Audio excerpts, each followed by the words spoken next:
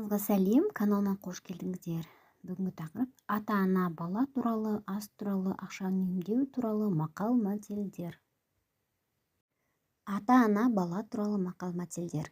Әке асқар тау, ана бауырындағы бұлақ, бала жағасындағы құрақ. Әкеге қарап ұл өсер, шешеге қарап қыз өсер. Әке балаға сыншы. Атаңа не қылсаң, алдыңа сол келер. Жұртқа жақпайсың, оңдайды таппайсың. Анаңның жақсылығын ауырғанда білерсің, қайныңның жақсылығын қытырсаң білерсің. Ата бәйтерек, бала жапырақ, бала көңілдің гүлі, көздің нұры. Ананың сүті бал, баланың тілі бал. Ата-анаңды сыйласаң көп жасарсың, сыйламасаң жан қинарсың. Бала адамның бауыр еті. Ел құты қария, жер құты дария. Ата-анаңа не істесең, балаңнан соны көрерсің. Ас адамның арқауы, өле жегенше бөле же. Ақша үнемдеу туралы мақал-мәтелдер.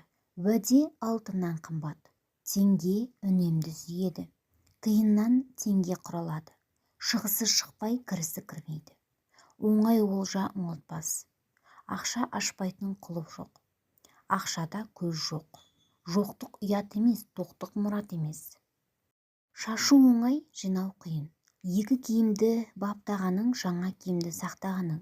Сауып ішсең мың күндік, сойып жесең бір күндік. Теңге тиыннан өсер, жылқы құлыннан өсер. Ақша кетуге тырысады, есеп ұстауға тырысады. Есепсіз дүние жоқ. Алтын тапсаң санап ал.